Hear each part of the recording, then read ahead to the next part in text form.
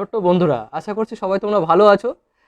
তো আজ এই ভিডিওতে কিন্তু আমি তোমাদেরকে প্যাস্টেল কালারের একটি সাবজেক্ট ড্রয়িং তোমাদেরকে দেখাবো। খুব সহজ প্রসেসে তোমাদেরকে দেখাবো। তোমরা অনেকেই আছো যারা প্যাস্টেল কালার করছো, তো তোমাদের সবার জন্য আজকের এই ভিডিওটা কিন্তু আমি করেছি। তো ভিডিওতে আমি স্টেপ বাই স্টেপ বলে দিয়েছি যে তোমরা কিভাবে ছবিটাকে কালার করবে, কোথায় কোথায় কী ধরনের কালার ইউজ করতে হবে। তো ভিডিওটি শেষ পর্যন্ত দেখো, তাহলেই খুব সহজভাবেই তোমরা বুঝতে পারবে। তো সময় নষ্ট করবো না, ভিডিও স্টার্ট করব। তবে তার আগে তোমাদের সবার কাছে একটা ছোট্ট অনুরোধ রয়েছে। যারা তোমরা ভিডিও দেখছো তারা অবশ্যই কমেন্টের মাধ্যমে জানিও তোমাদের ভিডিও কেমন লাগছে বা তোমরা কিছু শিখতে পারছো কি না। অবশ্যই কমেন্টের মাধ্যমে জানাও, সেই সঙ্গে লাইক করে দিও একটা। তো চলো আর বেশি সময় নষ্ট করবো না, ভিডিও স্টার্ট করি। প্রিয় বন্ধুরা, তাহলে চলো দেখে নেওয়া যাক অয়েল প্যাস্টেলে এই সুন্দর সিনারিটি। এখানে তোমরা দেখতে পাচ্ছ আমি প্রথমেই কিন্তু এখানে আকাশের কালার এখানে দিচ্ছি এবং যার জন্য আমি এখানে ব্যবহার করছি কোবাল্ট ব্লু কালারটি। তোমরা এখানে নর্মালি যে কোনো ব্লু কালার এখানে ব্যবহার করতে পারো এবং ব্লু কালার ব্যবহার করার পর কালারটিকে আরেকটু মসৃণ করার জন্য আমি কিন্তু এর উপর কিছুটা হোয়াইট কালার ঘষে দিয়েছি। হোয়াইট কালার করার পর এটিকে আরও একটি উজ্জ্বল দেখানোর জন্য আবার একবার এর উপর লাইট ব্লু কালার অথবা ডার্ক ব্লু কালার তুমি ব্যবহার করতে পারো, যেমনটা এখানে তোমরা দেখতে পাচ্ছ। এবং এর উপর কিছুটা পার্পল কালারও সাইডে আমি কিন্তু এখানে দিয়ে দিয়েছি। আর এবার আমরা করব গাছের কালার। গাছের কালার করার জন্য আমরা প্রথমে এখানে ব্যবহার করেছি ইয়েলো গ্রিন, এবং ইয়েলো গ্রিন উপরের দিকে আমি কিছু কিছু স্থানে ব্যবহার করেছি, তোমরা এখানে দেখতে পাচ্ছ।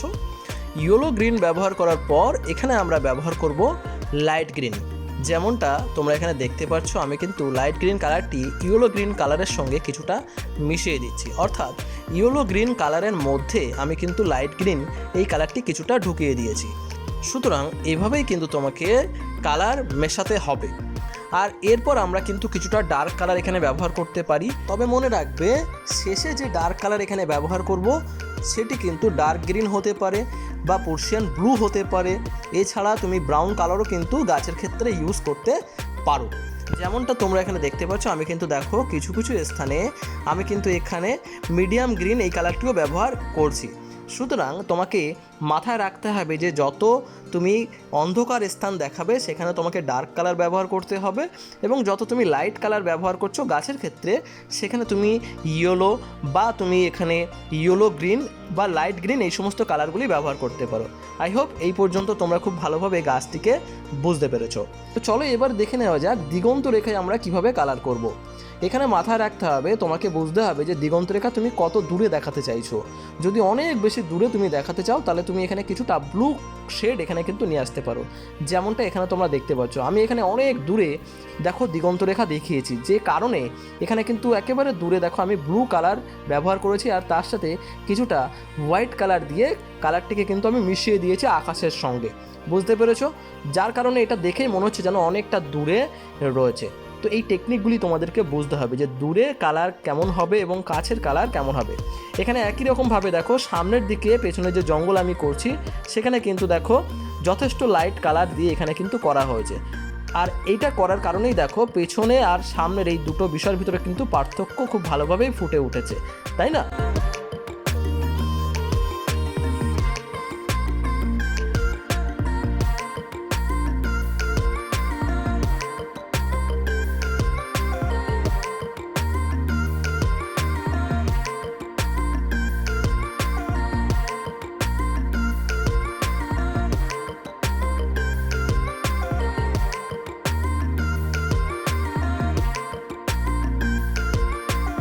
ফাইনালি আমাদের সমস্ত জঙ্গল এবং পেছনের যে সমস্ত গাছগুলি রয়েছে সবগুলি কিন্তু আমরা কমপ্লিট করে ফেলেছি।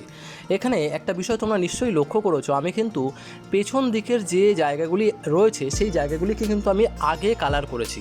যেমন আমি সবার প্রথমে কিন্তু আকাশ কালার করেছি এবং তারপর আস্তে আস্তে কিন্তু সামনের দিকে আসছি। তো এটা কিন্তু খুবই গুরুত্বপূর্ণ, মনে রাখবে যে সমস্ত বস্তু পেছনে আছে তাকে তোমরা আগে কালার করবে এবং যে বস্তু সামনে রয়েছে তাকে কিন্তু আস্তে আস্তে শেষে কালার করতে হবে। ক্লিয়ার হয়েছে? আর সেই সঙ্গে মনে রাখতে হবে কালারের যে এফেক্ট, অর্থাৎ তুমি যখন দূরে কালার করছো তার যে কালার এফেক্ট এবং যখন তুমি কাছে কালার করছো তার যে কালার এফেক্ট, এই দুয়ের ভিতরে কিন্তু পার্থক্য থাকতে হবে। অর্থাৎ পেছন দিকে তোমাকে কিন্তু লাইট কালার দেখাতে হবে এবং সামনের দিকে তোমাকে কিন্তু আস্তে আস্তে ডার্ক কালার দেখাতে হবে। একটা উদাহরণস্বরূপ যদি তুমি এখানে দেখো, আমি পেছন দিকে যে জঙ্গল করেছি বা যে দিগন্ত রেখায় যে কালার করেছি সেখানে দেখো লাইট কালার হয়েছে, এবং মাঝখানে যে জঙ্গল করা হয়েছে সেখানে দেখো কিছুটা ডার্ক হয়েছে, এবং সামনে যে গাছ করা হয়েছে সেটা দেখো আরও বেশি ডার্ক হয়েছে, তাই না? তো এটি কিন্তু খুবই গুরুত্বপূর্ণ বিষয়।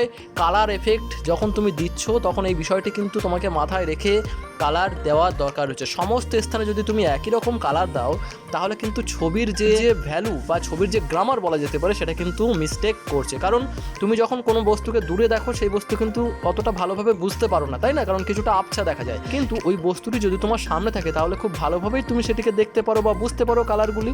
তো এখানেও কিন্তু তোমাকে সেই বিষয়টিকে ফুটিয়ে তুলতে হবে। আশা করছি তোমরা এই পর্যন্ত খুব ভালোভাবে বুঝতে পেরেছো।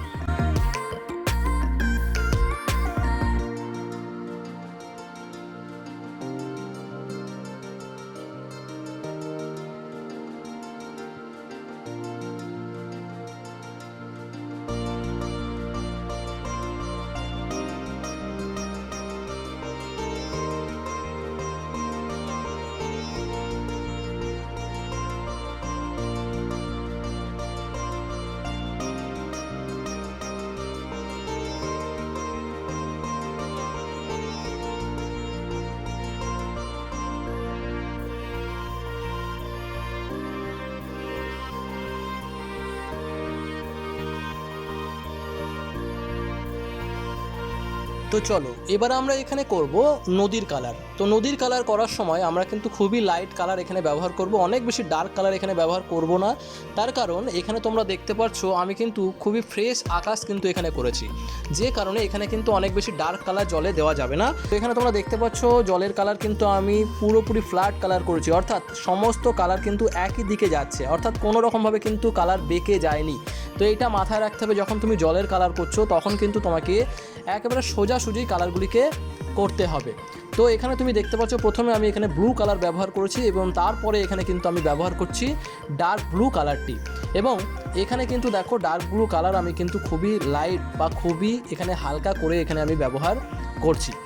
আর সেই সঙ্গে এখানে লক্ষ্য করো আমি কিন্তু বর্ডারটাকে বাঁচিয়ে কাজ করছি, অর্থাৎ তোমাকে মাথায় রাখতে হবে যখন তুমি আউটসাইড কালার করছো তখন যেন ইনসাইডে কালার না ঢুকে যায়। যেমন এখানে যে নৌকা রয়েছে সেই নৌকার মধ্যে আমি কিন্তু আউটসাইডের কালার আমি কিন্তু ঢুকিয়ে দিচ্ছি না।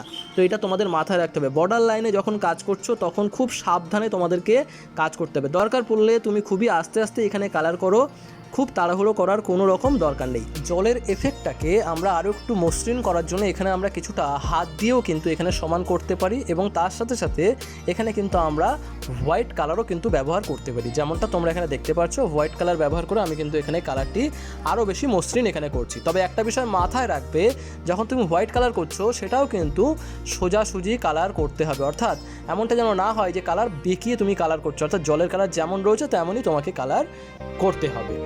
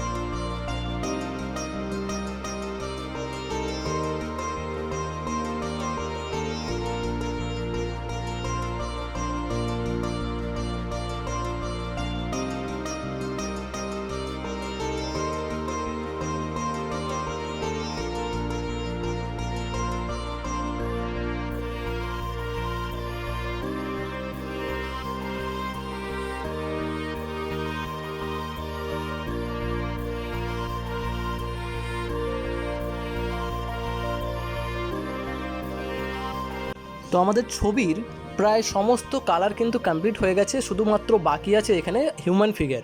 তো এখানে তোমাদেরকে মাথায় রাখতে হবে, যখন তোমরা যে কোনো সিনারি আঁকছো না কেন সেখানে কিন্তু তোমরা সবার শেষে এই হিউম্যান ফিগারই কিন্তু কালার করবে। এটা কিন্তু খুবই গুরুত্বপূর্ণ, তার কারণ এটা যদি তুমি আগে কালার করে ফেলো তাহলে কিন্তু পরবর্তীতে যখন অন্য কালার এর পাশে করতে যাবে তখন ভুলবশত যখন বাইরের কালার যদি হিউম্যান ফিগারের মধ্যে ঢুকে যায় সেটা কিন্তু দেখতে খারাপ লাগবে। তো সেক্ষেত্রে তোমাদেরকে মাথায় রাখতে হবে যে যখন কোনো না কোনো ফিগার বা হিউম্যান ফিগার যদি তোমরা সিনারির মধ্যে রাখছো তাহলে সেক্ষেত্রে অবশ্যই তোমরা হিউম্যান ফিগারটিকে একেবারে শেষে কালার করবে। আশা করছি বুঝতে পেরেছো তোমরা খুব ভালোভাবে। এখানে তোমরা দেখতে পাচ্ছ হিউম্যান ফিগারটিকে আমরা আরও বেশি ফুটিয়ে তোলার জন্য আমরা কিন্তু এখানে কিছুটা ব্রাউন কালারও কিন্তু লাইট কালারের উপরে চাপিয়েছি, এবং এখানে দেখো পাগড়ি এবং ধুতির কালার প্রায় একই রকমই এখানে দেওয়া হয়েছে যাতে করে এটা দেখতে আরও বেশি ভালো লাগে। তো মাথায় রাখবে শেষে কিন্তু এখানে তুমি ব্ল্যাক মার্কার এখানে ব্যবহার করবে, কারণ এখানে যেহেতু সূক্ষ্ম কাজ, তো এখানে তুমি ব্ল্যাক মার্কার ব্যবহার করে এই জায়গাগুলিকে করতে পারো যেমনটা এখানে দেখানো হচ্ছে। আই হোপ তোমরা খুব ভালোভাবে বিষয়টিকে বুঝতে পেরেছো। যদি ভিডিওটি তোমাদের খুব ভালো লাগে, যদি কিছু তোমরা শিখতে পারো, তাহলে অবশ্যই তোমরা কমেন্টের মাধ্যমে জানিও তোমাদের ভিডিও কেমন লাগছে, এবং তোমাদের করা কাজ আমাকে দেখাতে চাইলে ডিসক্রিপশন থেকে নাম্বার নিয়ে আমাকে তোমরা তোমাদের কাজ দেখাতে পারো। তো আজ এই পর্যন্তই থাকবে, তোমাদের সঙ্গে দেখা হচ্ছে পরবর্তী ভিডিওতে। ততক্ষণের জন্য সবাই তোমরা ভালো থেকো, সুস্থ থেকো আর নিজের খেয়াল রেখো। বাই।